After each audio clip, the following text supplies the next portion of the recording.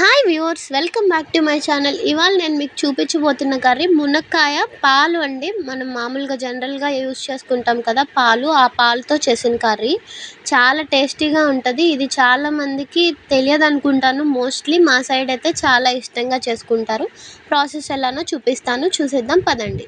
So ముందుగా అయితే బాండీలో కొద్దిగా ఆయిల్ వేసుకున్నాను. ఆయిల్ బాగా హీట్ అవ్వాలండి. హీట్ అయిన తర్వాత ఇందులోకి ఇదిగోండి కొద్దిగా ఆవాలు యాడ్ చేస్తున్నాను. ఆవాలు కొద్దిగా వేగిన తర్వాత ఇందులోకి జీలకర్ర కూడా వేసాను.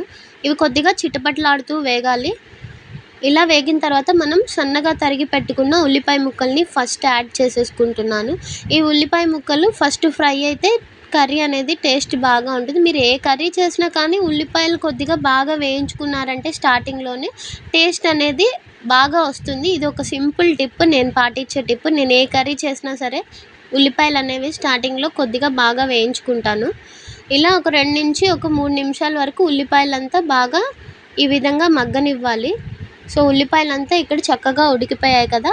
ఇప్పుడు నెక్స్ట్ సన్నగా తరిగి పెట్టుకున్న టమాటా ముక్కలు ఉంటాయి, వీటిని కూడా యాడ్ చేసేస్తున్నాను.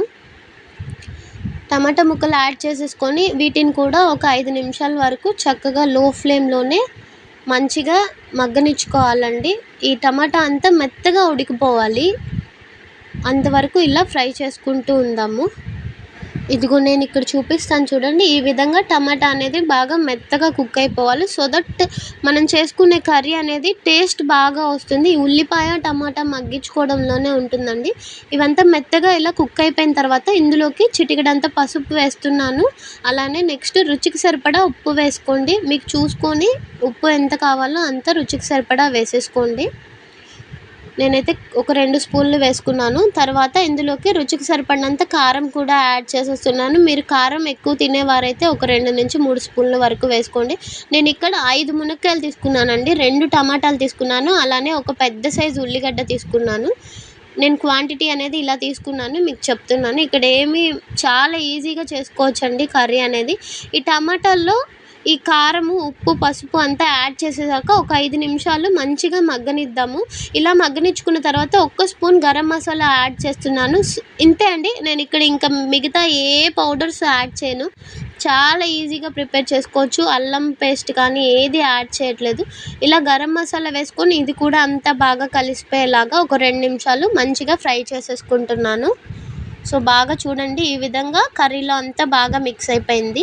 ఇప్పుడు ఈ టైంలో మనము కట్ చేసి పెట్టుకున్న మునక్కాయ పీసెస్ని యాడ్ చేసుకోవాలి. ఇదిగో నేను ముందుగానే నీట్గా వాష్ చేసేసుకొని మునక్కాయ పీసెస్ని ఈ విధంగా కట్ చేసి పెట్టుకున్నాను. వీటిని ఇందులో యాడ్ చేసేసుకున్న తర్వాత ఈ కర్రీలో అంతా బాగా మిక్స్ అయిపోయేలాగా ఒక 5 నిమిషాల వరకు ఫ్లేమ్ అనేది లోలో పెట్టేసుకొని మంచిగా ఇలాగా ఫ్రై చేసుకోవాలి. మనం ముందుగా ఇక్కడ కర్రీ ప్రిపేర్ చేసుకున్నాం కదా, ఇది ఈ మునక్కాయ ముక్కలన్నిటికీ బాగా పట్టాలంటే ఒక 5 నిమిషాలు లో ఫ్లేమ్లో బాగా ఇలా గరిటెతోటి ఈ విధంగా అనుకుంటూ మంచిగా పట్టించుకోవాలండి. చూసారా, ఈ విధంగా అంతా మిక్స్ చేసేసుకుంటున్నాను. ఇలా అంతా బాగా మిక్స్ చేసేసుకొని ఇప్పుడు ఇందులోకి కొద్దిగా వాటర్ యాడ్ చేసుకుంటున్నాను. మీరు చూసుకొని వేసుకోవాలండి వాటర్. నేను ఇక్కడ ఒక చిన్న గ్లాసు, పావు గ్లాసు వాటర్ తీసేసుకొని ఇందులో యాడ్ చేసేసాను. వేసుకొని ఒకసారి అంతా సైడ్స్ అంతా ఇలా ఉంది కదా, ఇదంతా బాగా మిక్స్ అయిపోయేలాగా ఒకసారి ఇలాగా గరిటెతోటి తిప్పుకుంటున్నాను. ఇలా అంతా మిక్స్ చేసేసుకున్నాం కదా. ఇప్పుడు ఈ టైంలో మూత పెట్టేసుకొని ఒక 10 నుండి 15 నిమిషాల వరకు చక్కగా ఉడికించుకోవాలి. 15 నిమిషాలని ఎందుకు అంటున్నానంటే మునక్కాయ అనేది చక్కగా ఉడుకుతుందండి ఇట్లా మూత పెట్టి బాయిల్ చేసుకుంటే. 15 నిమిషాల తర్వాత తీసి చూద్దాము. చూడండి, ఈ విధంగా మంచిగా బాయిల్ అయిపోయి ఉంటుంది. మీకు మునక్కాయ అనేది ఉడికిందా లేదా తెలియాలంటే ఈ విధంగా తీసుకొని చేత్తో ఇలా అన్నారంటే మెత్తగా ఉడికిపోయి ఉంటుంది. ఈ టైంలో కొద్దిగా కరివేపాకు యాడ్ చేస్తున్నాను. నేను ముందుగా యాడ్ చేయలేదండి, ఈ టైంలోనే యాడ్ చేసుకుంటున్నాను. సో దట్ ఫ్లేవర్ అనేది కర్రీకి బాగా పడుతుంది. ఈ విధంగా వేసేసుకొని ఒకసారి అంతా కలిసిపోయేలాగా ఒకసారి అంతా మిక్స్ చేసేసుకుంటున్నాను. ఒక 2 నిమిషాలు ఈ విధంగా మిక్స్ చేసేసుకుంటున్నాను. ఇలా మిక్స్ చేసుకున్న తర్వాత ఇందులోకి ఇప్పుడు కాచి చల్లార్చి పెట్టుకున్నాను ఆల్రెడీ నేను పాలు. మనం మామూలుగా పాలు తాగుతాం కదా, అవే పాలు ఇలా కాచి చల్లార్చుకున్నాను. వీటిని ఒక సగం టీ గ్లాస్ వేసేసుకొని ఇలా గరిటెతోటి అంతా మిక్స్ అయిపోయేలాగా ఒకసారి అంతా కలుపుకుంటున్నాను. బాగా పాలనేవి వేస్తే అసలు చాలా బాగుంటుందండి కర్రీ. చాలామంది చేసుకోరు నాకు తెలిసి. ఈ వైపు మా నెల్లూరు సైడ్ ఈ వైపు అయితే ఈ కర్రీ అనేది అందరికీ తెలిసే ఉంటుంది. ఇలా అంతా మిక్స్ చేసేసుకున్నాను. ఇప్పుడు మరలా మూత పెట్టేసుకొని జస్ట్ ఒక 5 మినిట్స్ లో ఫ్లేమ్‌లో 5 నిమిషాలండి ఉడికించుకున్నారంటే మనకి కర్రీ అనేది పర్ఫెక్ట్‌గా ప్రిపేర్ అయిపోతుంది. సో, 5 నిమిషాల తర్వాత తీసి చూపిస్తాను చూడండి. ఒక్కసారి గరిటెతోటంతా మిక్స్ చేసేసుకుంటున్నాను. ఇలా మిక్స్ చేసేసుకొని ఫ్లేమ్ ఆఫ్ చేసేయడమే.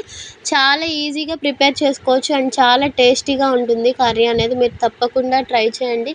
అలానే నా ఛానల్‌ని ఇప్పుడే చూస్తున్నట్లయితే లైక్ చేయండి, షేర్ చేయండి, అలానే సబ్స్క్రైబ్ చేసుకోండి. And thank you so much for watching my channel. Recipe నచ్చినట్లయితే తప్పకుండా ట్రై చేయండి. Bye bye.